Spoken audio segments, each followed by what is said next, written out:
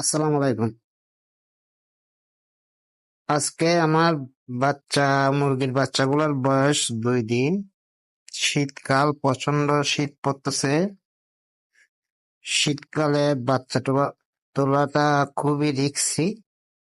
যদি না জানে তাহলে অনেক সমস্যা হয়, জানলেও সমস্যা। আমি এত বছর ধরে করতেছি, তারপরে আমার সমস্যা হয়। তো শীতকালে একটা জিনিস লক্ষ্য রাখতে হবে, বোরিং করার সময় ফেফার শেড করতে হবে। ফেফার শেড যদি না করেন, আপনার বাচ্চাগুলোকে বাঁচাতে পারবেন না। বাঁচাতে পারবেন, আপনাকে অনেকগুলো লাইট দিতে হবে। অনেকগুলা, যে লাইট গুলা দিবেন তার বিল তুলতে আপনার চলে যাবে, বরঞ্চ আপনি লোকসানে পড়বেন। এখন যদি আপনি পেপার শেড করেন, তাহলে আপনার লাইট কম দিলেও চলবে। কারণ পেপার শেড তো তাপটা বাইরে বের হতে পারবে না। শুধু যে কোনো একটি জায়গায় আমি করব, দেখবেন যে কোনো একটি জায়গায় একটু করে ফাঁক রেখে দিবেন, যাতে অ্যামোনিয়া গ্যাসটা বেরিয়ে যায়। তো পেপার শেডটা কিভাবে করবেন? এটা বাঁশ কিনলে হবে। বাঁশ কিনে চিকন চিকন টুকরা করবেন, আমার মতো এই যে এভাবে আমি যেভাবে দিছি এভাবে দিবেন। চারিদিকে চারিদিকে এভাবে বাঁশের বাঁশের টুকরাগুলো দিয়ে দেন। তারপরে এর উপর পেপার দিয়ে থাকবেন। পেপার দিবেন 2 লেয়ারে। প্রথম একটা দিবেন যে শেডের সাথে, আর একটা দিবেন শেডের এটার নিচে। কারণ যদি দেখতেছেন যে ভিতরে বাচ্চাগুলো একদম সাইডে সাইডে চলে আসছে, মানে প্রচন্ড তাপ, তাহলে ওই নিচের লেয়ারটা নিয়ে ফেলতে পারবেন। আর যেহেতু শীতকাল, তো সকালবেলাও লাইটিং করতে হয়, লাইট জ্বালাতে হয়। তো সকালবেলা ওই নিচের পাটটা নিয়ে ফেলতে পারবেন। নিচের পাটটা নিয়ে খাদ্য পানি দিতে পারবেন, কোনো সমস্যা হবে না। কারণ ওই হিসেবে করলে ওই সকালবেলা দিনের বেলা নিচের পাটটা লাগবে না। নিচের পাটটা খুলে নিয়ে ফেলবেন। আবার সন্ধ্যার দিকে আবার ওই নিচের পাটটা দিয়ে দিবেন, যে কোনো একটা জায়গায়, যে কোনো একটা কর্নারে একটা জায়গা ফাঁক রাখবেন, যাতে মানে গ্যাসটা বেড়ে যায়। তাহলে মুরগিগুলা সবগুলো ভালো থাকবে। ওগুলা ভিতরে দেখবেন, ওই যে ফাঁক রাখবে একটু করে, যে কোনো একটা কোনায়, ওই কোনায় হাত দিয়ে দেখবেন ওই দিক দিয়ে বাপ উঠতেছে কিনা, তাপটা উঠতেছে কিনা। দেখছেন না তাপ উঠতেছে, তাহলে মনে করবেন ঠিক আছে। বেশি উঠলে তো সেটা বুঝবেন। আর দেখতেছেন যে তাপ উঠতেছে না, তাহলে মনে করবেন কোথাও না কোথাও ফাঁক রয়ে গেছে। তাহলে ওইদিকে আবার পেপার আরেকটা দিয়ে চাপিয়ে দিবেন, যাতে কোনো দিক দিয়ে ফাঁক ফোকর না থাকে, তাপটা ঠিকভাবে পায়। ওই তাপটা দিলে ওইখানে ওই রকম করে দিলে আপনার বিলও কম আসবে, ইলেকট্রিসিটি বিল কম লাগবে। আর তাপটা পরিপূর্ণভাবে পাবে, সবগুলো মুরগি পাবো। সবগুলো মুরগি ছিটাইয়ে ছিটিয়ে থাকবে, সবগুলো মুরগি ছেড়ে তোলা থাকবে না, সবগুলো মুরগি আশেপাশে থাকবে। যার যেরকম প্রয়োজন সে সেভাবে থাকবে। এতে করে বাচ্চাগুলো ভালো হয়। আপনারা খেয়াল করেন ভিডিওটা ভালো করে, আশা করি সবকিছু বুঝতে পারবেন।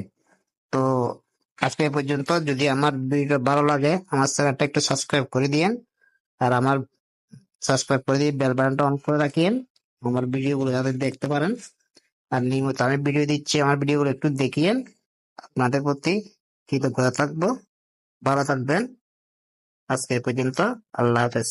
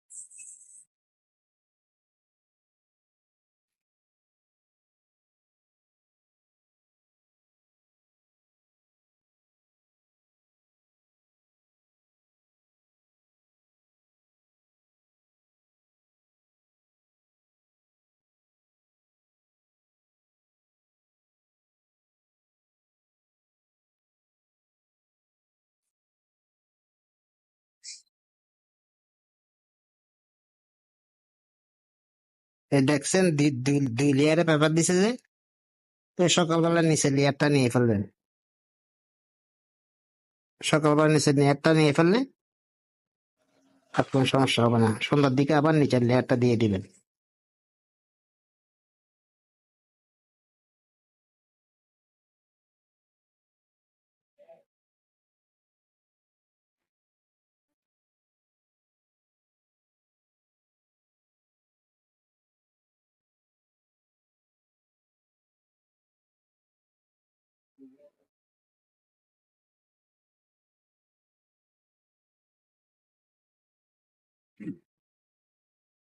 দেখছেন পেঁপা শেডের কারণে বাচ্চাগুলো সবগুলা চিড়িয়ে চিড়িয়ে আছে, দলা হচ্ছে না। এই যখন পুরোটা হয়ে যাবে তখন সবগুলা বাচ্চা বেরিয়ে যাবে, মানে যাবে ভিতরে আসবে যাবে আসবে ওইরকম। বুঝতে পারবেন পেঁপা শেডটা করতে করলেই বুঝতে পারবেন যে বাচ্চাগুলোর কি অবস্থা, কিভাবে থাকে।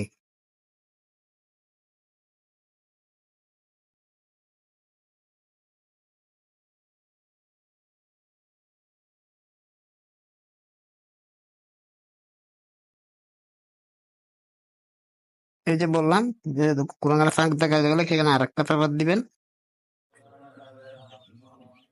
দেখতেছেন, এইভাবে করবেন।